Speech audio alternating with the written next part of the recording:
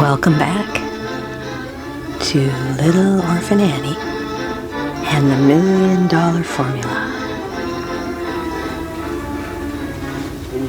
Today we're reading the final chapter, 16. A Strange Disappearance.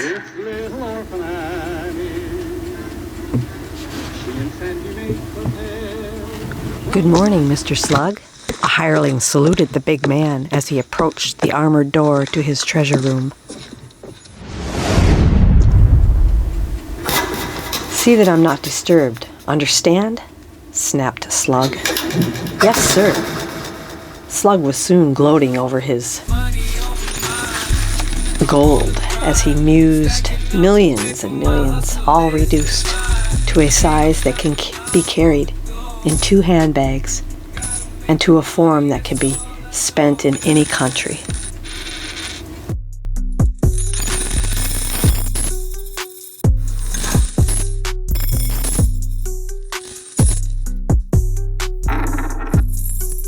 Such fools as Claptrap imagine they can outwit me, eh?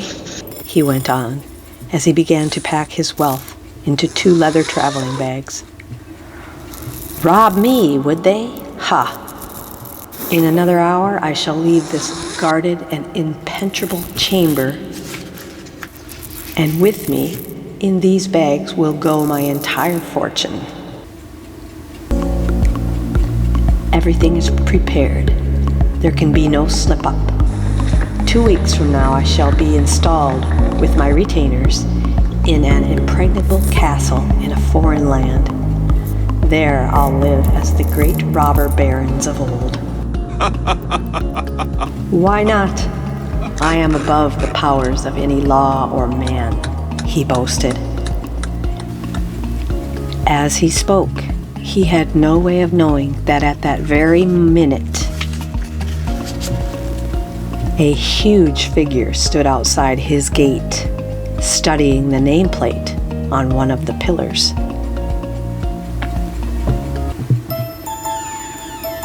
It was Punjab, the wizard. 2 days passed, and the guards outside Slug's treasure room were very much disturbed at the non-appearance of their chief. Better not knock, said one. You know he said not to disturb him. Yeah, but he's been in there for 2 days. And not a peep out of him. I'm sure there's something wrong, remarked his companion. There's no way he could have come out except through this door. There are no windows or other doors of any sorts, stated the first man, completely baffled. No, and the walls are 10 feet thick, steel and concrete. What could have happened? The bewildered two finally threw caution to the winds and pounded on the bolted door. When no answer came, they leaned close against it to listen. Not a murmur that I can hear.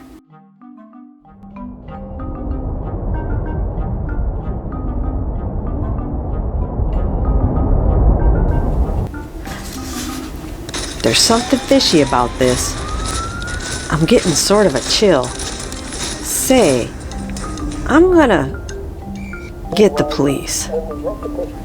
A squad soon answered his call, and after an investigation that led nowhere, it was decided that dynamite must be used on the door to the treasure room.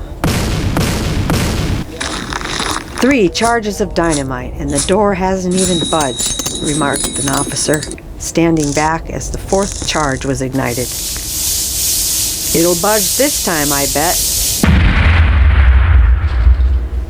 There she goes, shouted the squad captain above the din. Come on, boys. All trooped in through the broken door, offering various comments. The lights are on. There's a couple of handbags over in the corner. Gee, look at the mess this room is in. Not a sign of anyone alive or dead. He's gone. He can't be gone. It's impossible.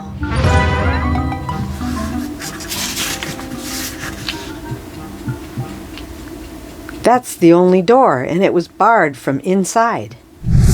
And no magnet would work on it from outside. No secret panels. And how did the furniture get smashed? They were all looking at the remains of Slug's big desk and chair, as well as his cane. Everything was in ruins. The desk looks like as though a truck had smashed into it. "What's in the bags?" "Great Scott!" shouted one of the men as he opened the traveling cases. "Look, Inspector! Diamonds and papers, bonds. Why, there's millions in these bags."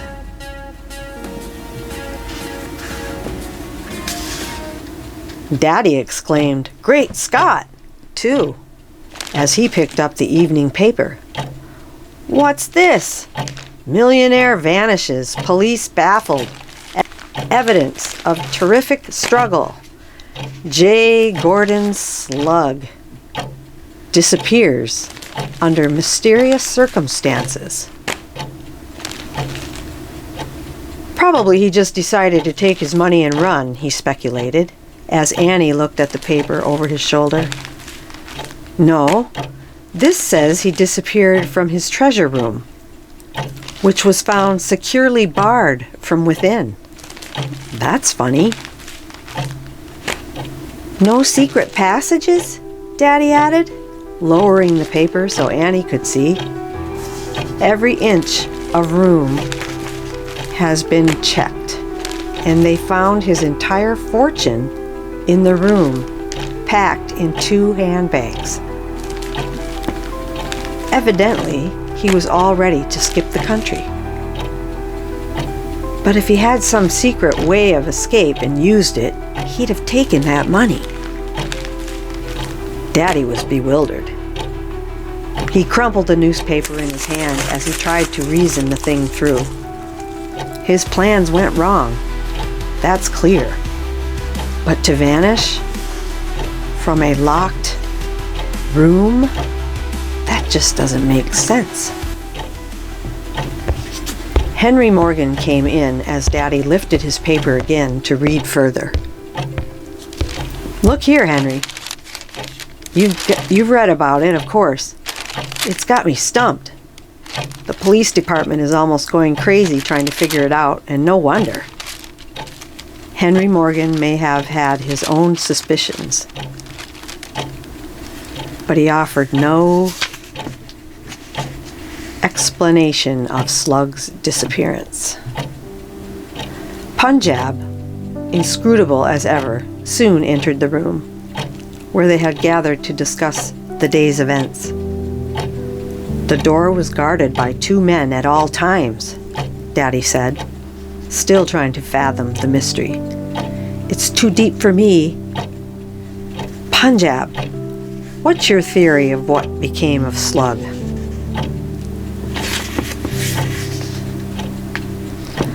Annie turned to look up at the Burmese. "Yes, Punjab, what do you think about it all?"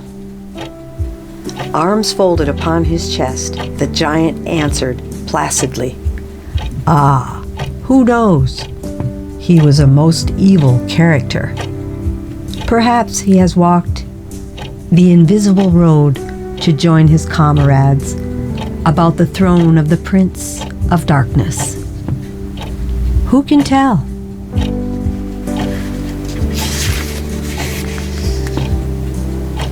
Daddy Warbucks scratched his chin as he reflected upon Punjab's answer.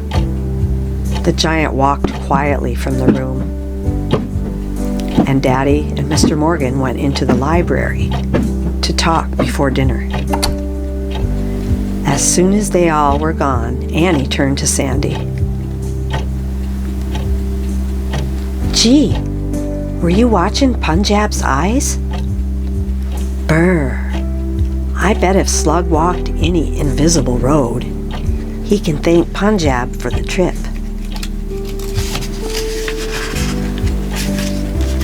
"Yeah, and if Punjab thinks Slug went down that invisible road, you can bet he won't be coming back."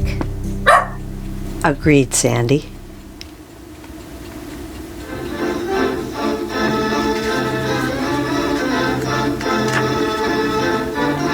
Thank you for watching. Who's the little chatterbox, the one with pretty auburn locks? Whom do you see? It's little Orphan Annie. She and Sandy make a pair, they never seem to have a care. Cute little she, this little Orphan Annie. Bright eyes, cheeks a rosy glow, there's a store of healthiness candy. Might sighs, always on the go, if you want to know, Princess Sandy, always wear the sunny smile. Now wouldn't it be worth